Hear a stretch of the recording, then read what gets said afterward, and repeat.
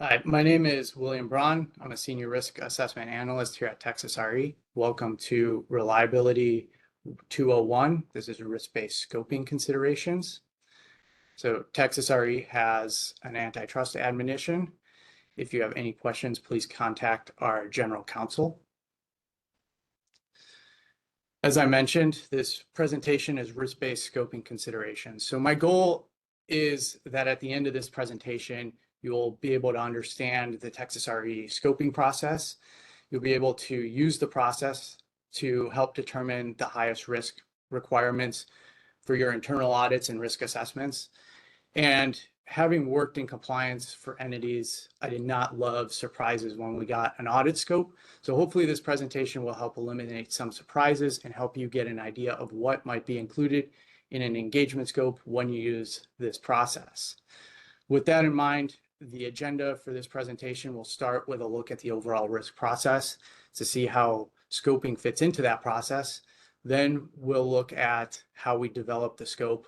Finally, we'll go through a few examples to show the process in action. So we'll go over a typical GOP example, a GO, and then a TO, TOP, TP example. And these are the major entities or functions that we have in our interconnection.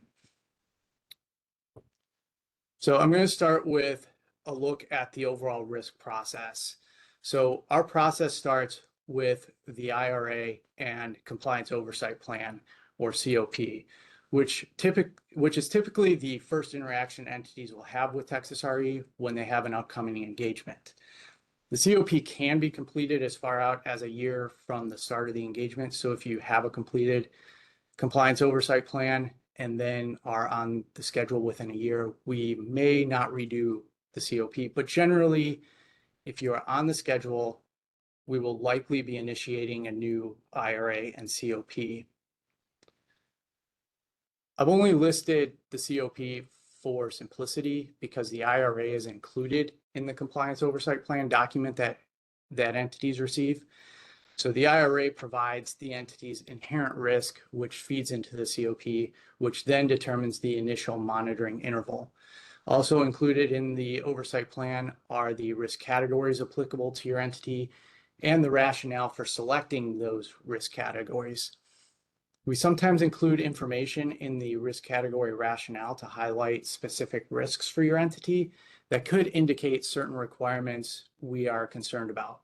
For example, if your entity has a high misoperation rate or certain violations, we may mention that in the COP so the entity knows that this is an elevated risk and may be a higher priority when it comes to developing an engagement scope.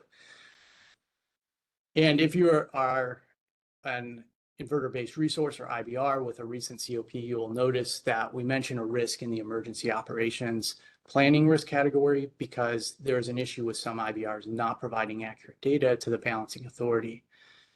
Lastly, the COP is going to contain a list of standards and requirements that are mapped to the selected risk categories. The list serves as the standards and requirements associated with general risk for the entity, and we'll go through some examples of this in later slides. So when developing the scope, we're going to consider the ERPQ questions or responses that come in the IRA, risks noted in the COP, and enforcement actions and other risks. The rest of the presentation is going to focus on scoping, so I don't want to spend too much time on it here. The main point is that it's influenced by the IRA and Compliance Oversight Plan, which are the starting points.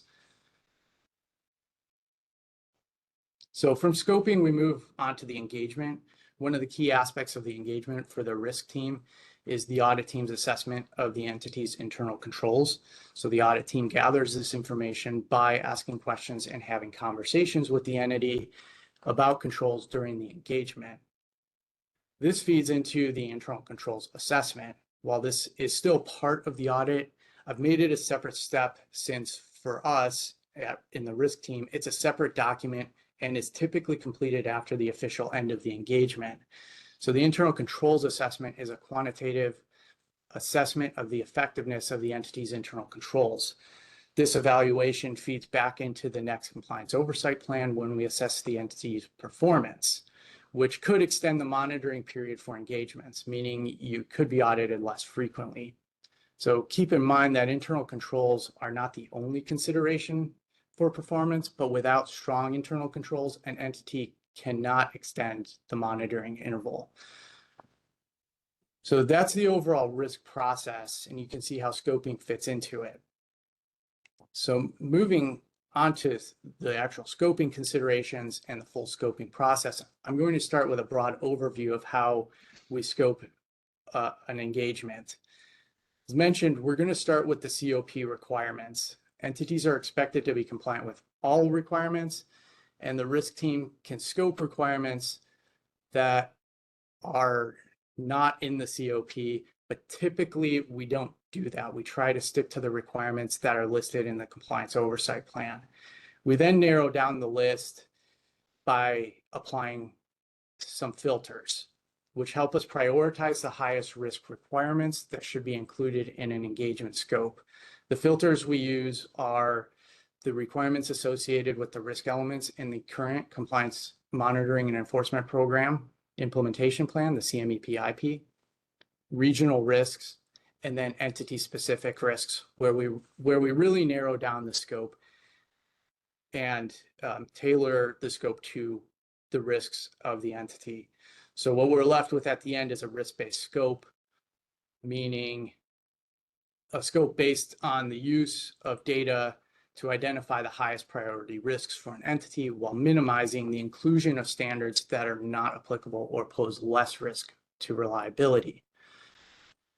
The benefits of using a risk-based approach and using available data is that ideally it increases reliability because we're focusing on requirements that can have the largest impact on reliability, and for the entity, it should be a more meaningful engagement because it should not include superfluous requirements. So when we start developing a scope, the first filter we apply is the current CMEP-IP risk elements, which are the major risks facing the grid. To illustrate this, the risk element here is facility ratings. The CMEP-IP provides a justification for why the risk element, facility ratings, is a priority. And finally, it provides a list of requirements addressing the risks. So it's pretty straightforward. When you get your COP, the table at the end of the document lists a number of standards that are associated with the applicable risk categories. Included in this list are requirements mapped to the selected risk elements. So a COP you get from Texas RE will contain all the requirements in the CMEP-IP that are applicable to your registered function, generator type, and SIP impact level. In this example, we have a list of requirements for a typical entity with an inverter-based resource. The standards outlined are associated with risk elements for this entity. Keep in mind that not all requirements in the standard are associated with risk elements. For example, on the previous slide with facility ratings, only R6 is associated with the risk element. Just for simplicity, I've highlighted all the requirements associated with that standard that are in the compliance oversight plan. So when it comes to scoping, requirements associated with risk elements tend to get preference since they are considered the biggest risks. So our typical inverter-based resource, GO, generator owner, should expect to see requirements such as SIP3, EOP12, facility ratings, and PRC24, for example, before seeing COM2 or vegetation management. However, just because these requirements get preference when scoping, we still take other factors into consideration, such as the last time the requirement was audited. So for example, if an entity had facility ratings FAC8 R6 included in the scope of an engagement, we might exclude it from the next scope, especially if there were no findings or changes to the entity's facilities since the last engagement. We might also take into account any recent violations for a requirement. So for example, SIP10R1 is associated with the supply chain risk element, if an entity had recently self-reported CIP10R1 or had CIP10R1 violation closed, we might exclude it from the scope of the engagement.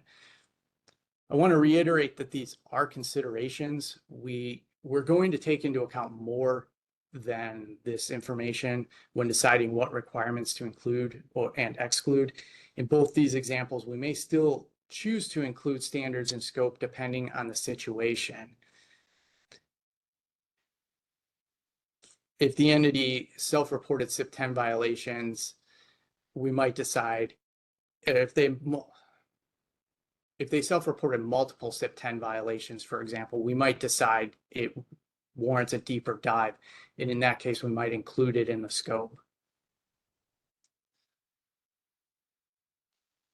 So the second filter we apply is regional risk. So while the CME-PIP addresses many of the risks we face in Texas, occasionally we see something that raises a concern and isn't addressed in the CME-PIP. And so we learn of these risks from the following sources. So market notices might indicate a risk specific to the ERCOT interconnection. So recently, there was a market notice indicating that some generators were not providing accurate data. You might see this concern, as I mentioned, reflected in your COP in the rationale for selecting the emergency operations planning risk category if it's a risk for your entity. We may identify a regional risk based on feedback from the audit team through lessons learned or internal controls assessment. If we see a commonality among entities, we may decide that there's a risk that needs to be addressed. An example of this, as we see in the bottom right tile, would be Mod 26. A few years ago, we learned that some TPs may not be responding to GOs in the time required. And so we started to include Mod 26 for all TPs that were on the engagement schedule. Next, we will look at events such as cold weather, which may indicate a risk. Again, this overlaps here with the CME-PIP. We might also learn of regional risks from NERC alerts, and the Texas RE reports and are another resource. So regional risks typically affect a specific function similar to how the CME-PIP works, or entities involved in an event.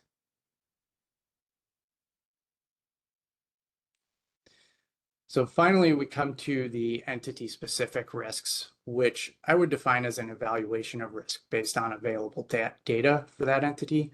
And this is where we really start to refine the scope for the entity when we assess their risk.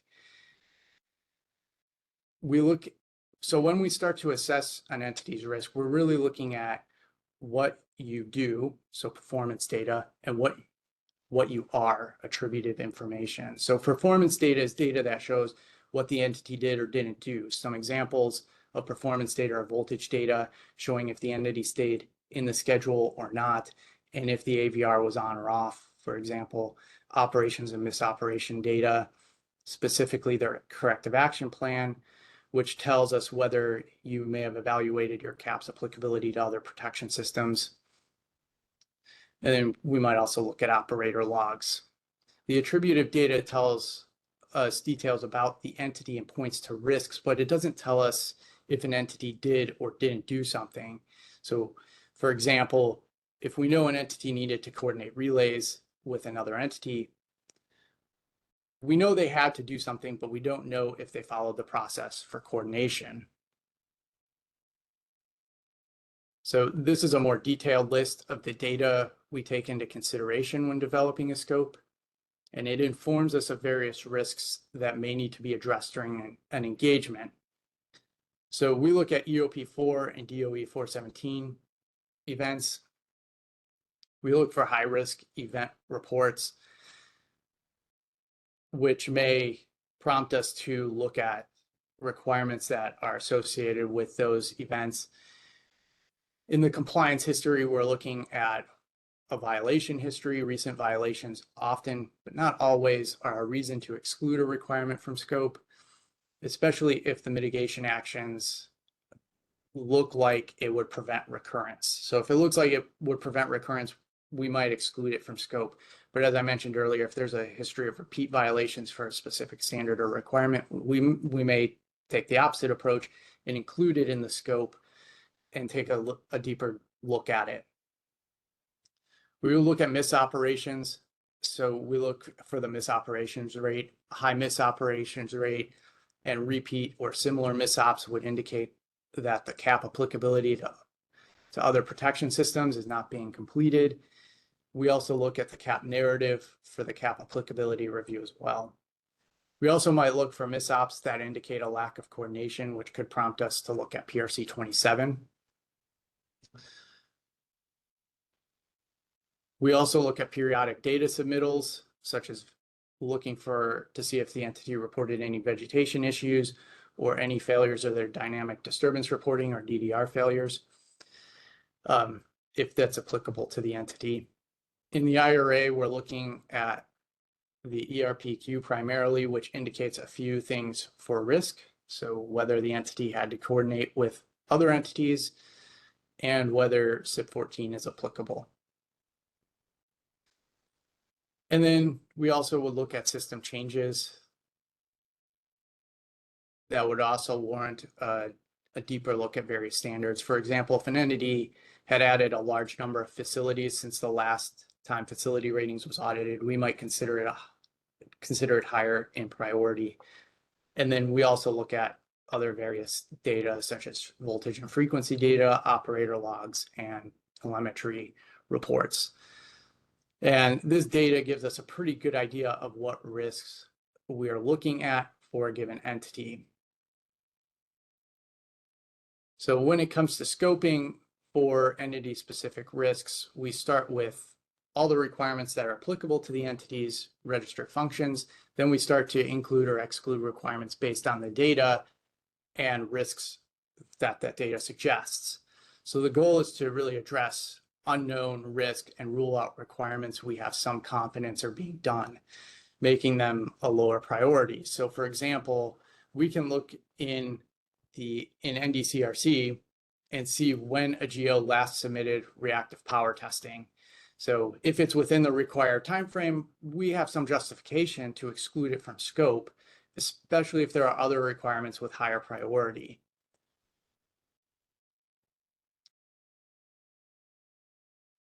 When we include requirements, we then include requirements where we don't have confidence it was being done, or it's just unknown.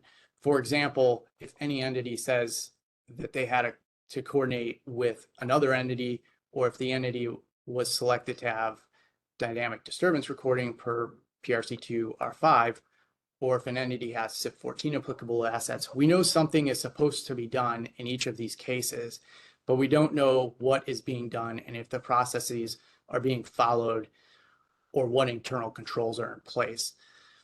And so those tend to get higher priority than requirements where we have data and can kind of have some confidence that the requirement is being met. And when we're looking and analyzing the data, we're often looking for trends and the severity. So for a trend, we look for repeat issues because they could indicate a lack of or ineffective internal controls around that requirement. And for severity, we're looking at how much of an impact on reliability do we think this can have. And we'll see some of these examples in the next few slides.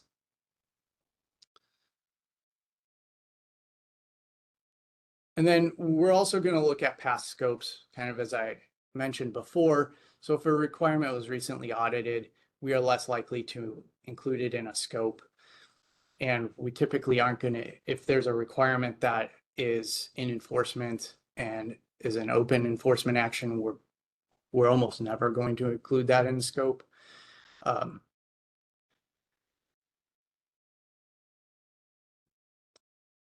And then we're also going to look at what the mitigation activities were for closed enforcement actions to see, again, if we think those mitigation actions will prevent recurrence And then we're also going to look for repeat violations for a standard or requirement, which might prompt us to include it in the scope of the next engagement.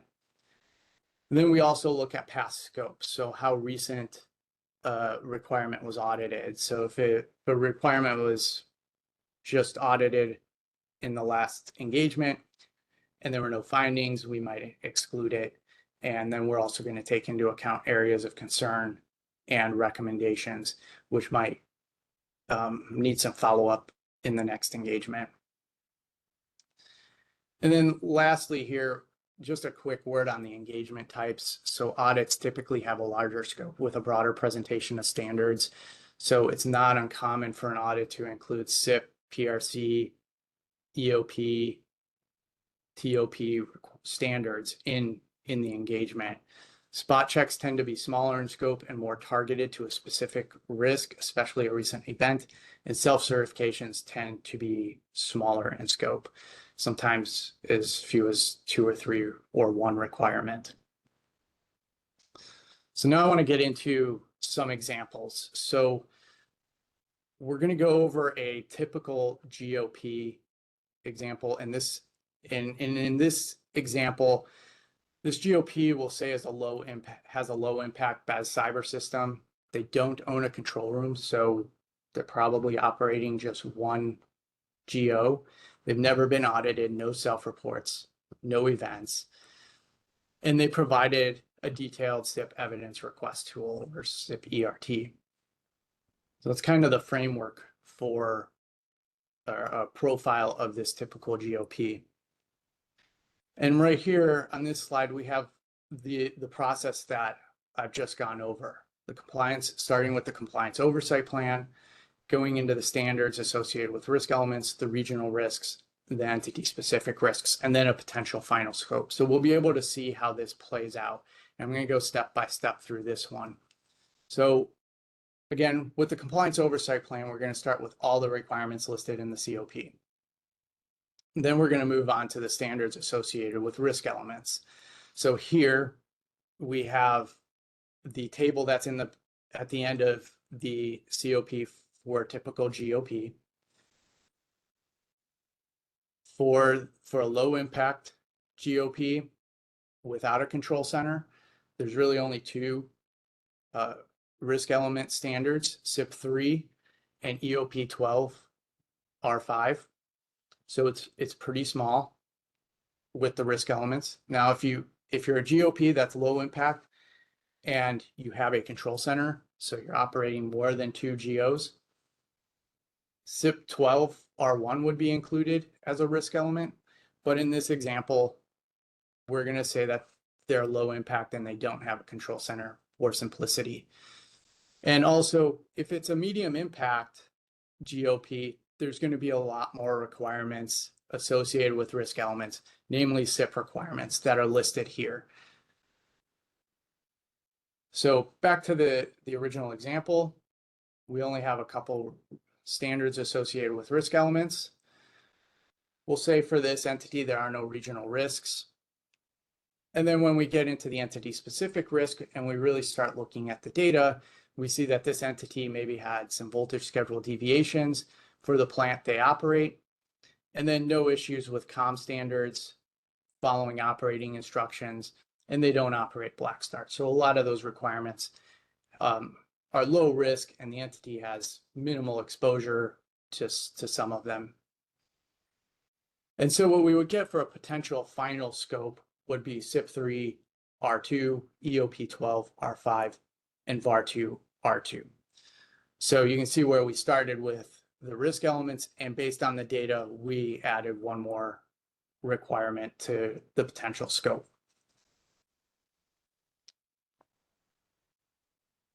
So, and this just kind of lays out the risk elements again.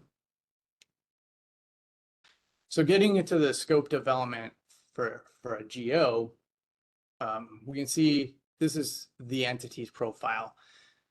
We can say that they've been registered for about 6 years. They're an inverter-based resource. They're low impact BES cyber system.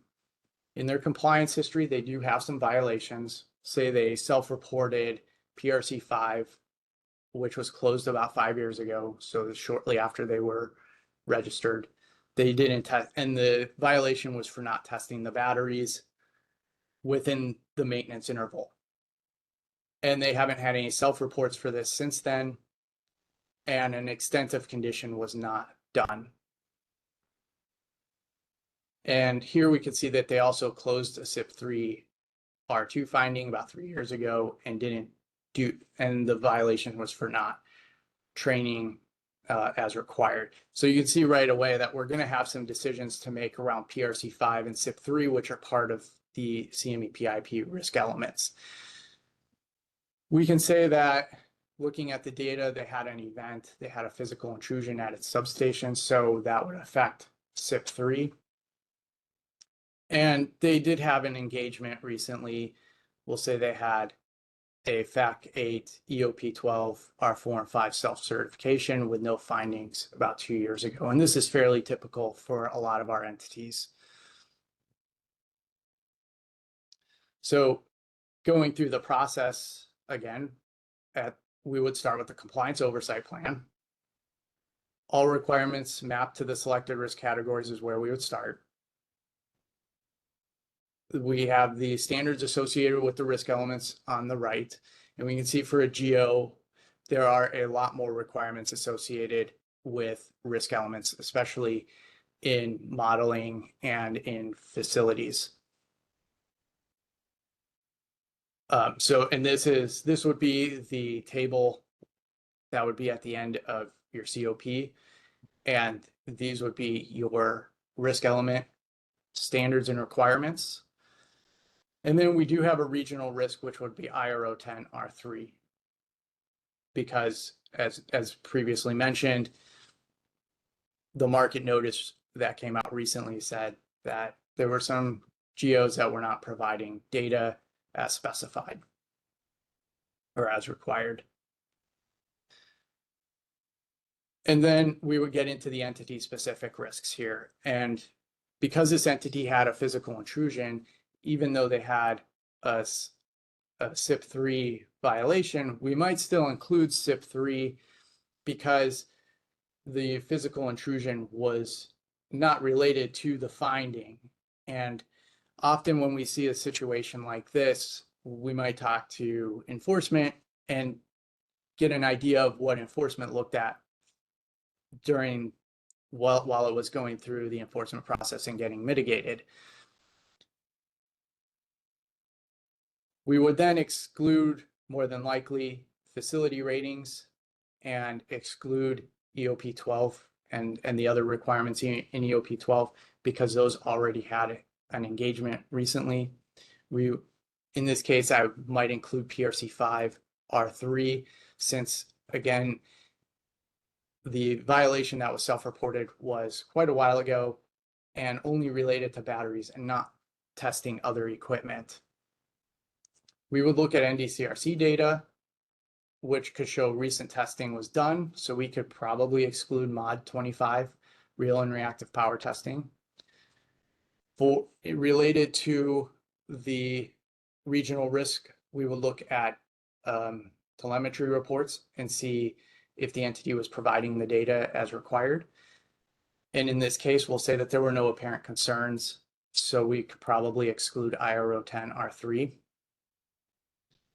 And then when we're looking at the MIDAS data for operation and misoperation reporting, in this example, we'll say that the entity had a high misoperation rate and perhaps even repeat misoperations. And then finally, if the ERPQ stated that an entity needed to coordinate, we would include PRC 27 R3.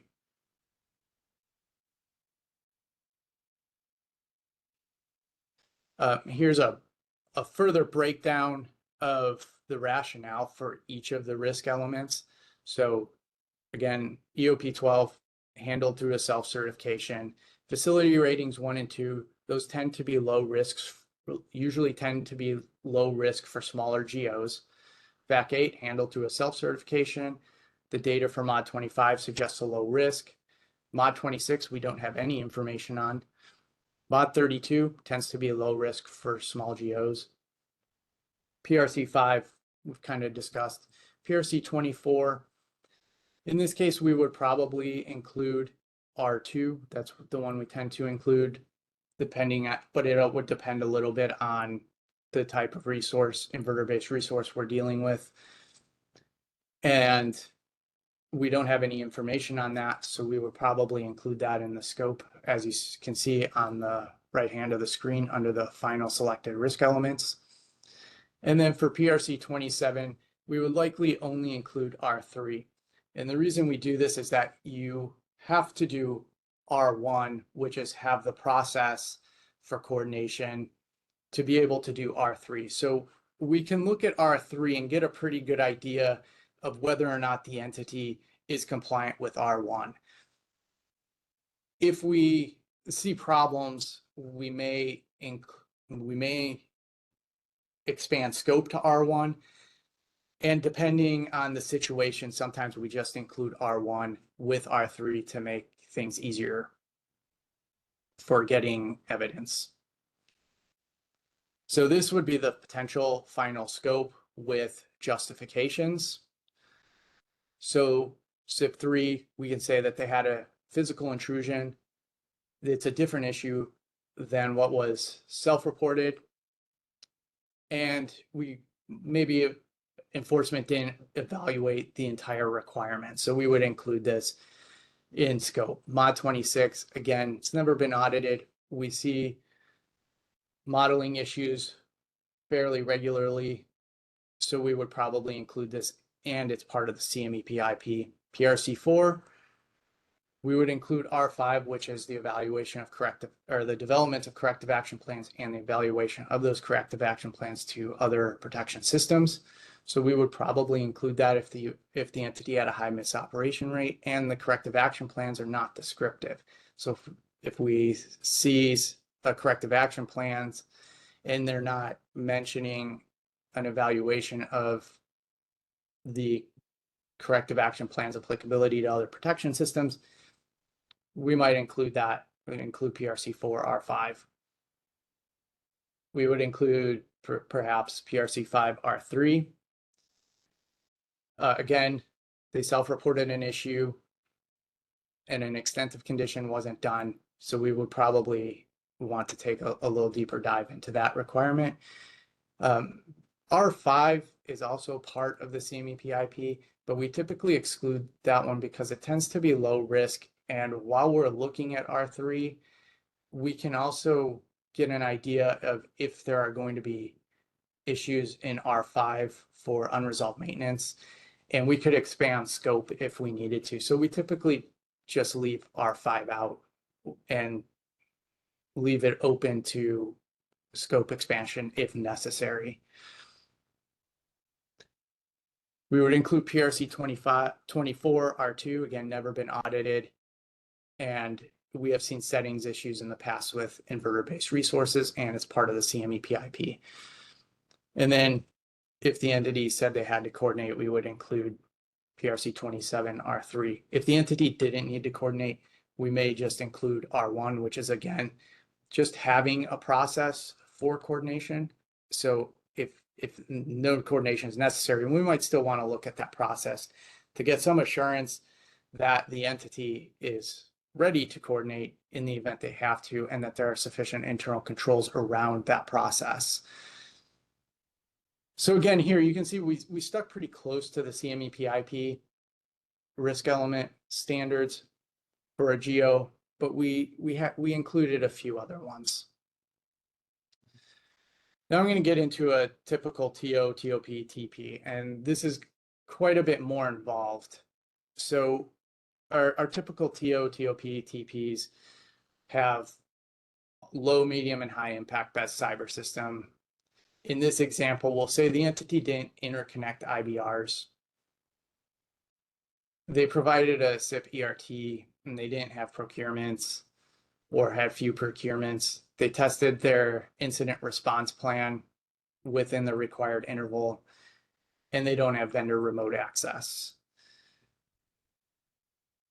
In terms of events, we'll say that this entity lost visibility of their SCADA system for more than 30 minutes, and then For the compliance history, we can say that they closed a SIP3 R2 self-report and recently closed a self-report for SIP10 R1. As with many of our TOPs, they have a lot of compliant audit history because they get audited pretty frequently. So we can see that a lot of the requirements here have been included in audits, and they're also current standards associated with risk elements. So we have a lot of decisions to make. A few that I'll point out here are, SIP 8R1 and 2. We'll say that that one was recently audited, and we can take a look at their SIP ERT and see, as mentioned, that they did their testing. So we have some assurance that that's probably being done, especially if there were no findings in the previous engagement. SIP 7R3, we'll say that was audited about 6 years ago, and there was an area of concern. So that's one we might take a closer look at since it's been a while since it's been looked at, and we might want to follow up on that area of concern.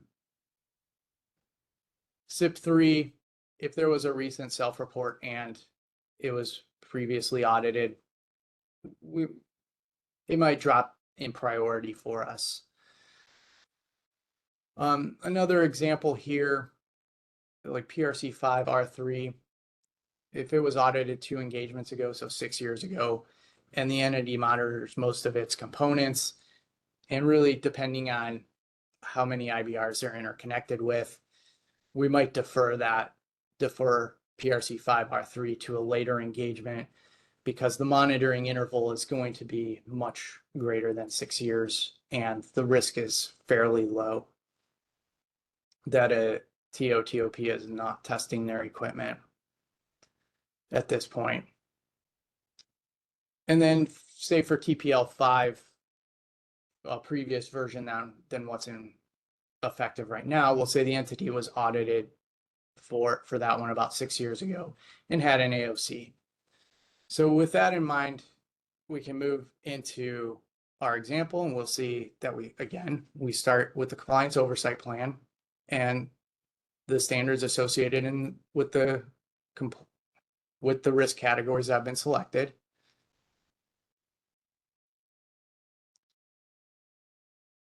Then we go into the standards associated with the risk elements. So there are a lot here, and we'll see that. So I've listed them just out as the family, the requirement family, or the standard family here, just pretty much to save some space if possible.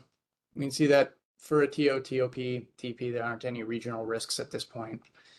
And then getting into the entity specific risks, we really start to narrow it down again. So we would, in this case, we would probably include SIP 7R3 because that one hasn't been audited for a while. And as mentioned in the previous slide, it had an area of concern. We would probably be able to exclude facility ratings and EOP 11 R1. I think I failed to mention on the previous slide that for EOP 11 R1, even though this entity was audited on a previous version, we'll say that this entity had already updated their emergency operating plans to account for the version change. So in that case, we could probably exclude it. Again, SIP 10 we could probably exclude because they had a self-report, and if we're satisfied that we think that the issue was mitigated, we could probably skip it and put it and defer it to another engagement. When we take a look at the data review, we will see no issues with IRO 10 R3. ERPQ responses would tell us that in this case, the entity had to coordinate and they had SIP 14 applicability. So we would include requirements associated with those responses. SIP 12 we'll say has never been audited. And there's a new version of TPL1, which is version 5.1. And since the entity was audited on a previous version and had an area of concern, we think it would be necessary to follow up on that area of concern if it's still applicable given the new version. The operator logs we review would show no major concerns. And since they didn't interconnect any new IBRs during the monitoring period, we might exclude FAC 1 and FAC 2 from the scope because they're lower risks since they didn't interconnect any new IBRs. However, with the loss of a SCADA system, we might include some standards that are associated with that, such as top 1, R20, and maybe 21. And these aren't the only requirements we could include, but these tend to be the ones that we focus on. And then we're left with this as a potential final scope when we get through all of the data. And that would be SIP 7, R3, SIP 12, R1, and SIP 14. And I'll go over this in more detail on the next slide with the justifications. So this is a little bit better view of that. So again, SIP 7, R3 hasn't been audited in a while, so we would take a look at that. SIP 12, never been audited. It's a risk element associated with a risk element, so we would include it. SIP 14 hasn't been audited for a while, and we'll say that since they had changes to their applicable facilities, we would probably include it. And then we would probably include R4 and 5 if they had the applicable stations. If they didn't have applicable stations, we might only include R1 to make sure they're doing the evaluation as they're required to. But if they have applicable stations, we would probably include other requirements. Here again, we see if they had to coordinate, we would include PRC 27 R3. And again, we would typically exclude R1 because we can expand scope and it was previously audited. We would include, in this example, I'm just going to include R20 for a loss of SCADA visibility because it poses a significant risk to reliability. And then the justification for TPL1 R2 is that it's a new version and it hasn't been audited yet. And there was an AOC during the last engagement. So again, to kind of summarize the risk-based scoping process, we start with the CMEP IP risk elements, which are the risks or the requirements associated with the risk elements, and they get preference for inclusion in the scope. Regional risks are not typically included in the CMEP IP, but may warrant priority when scoping. And then we go through the entity-specific risk using data to determine what requirements should be included in or excluded from the scope. And then that leaves us with a risk-based scope, which is the requirements that address the highest priority risks for an entity. And that concludes my presentation. If you have any questions or would like some more information about this, please contact the Texas Reliability Risk Team at risk@texasre.org. Thank you.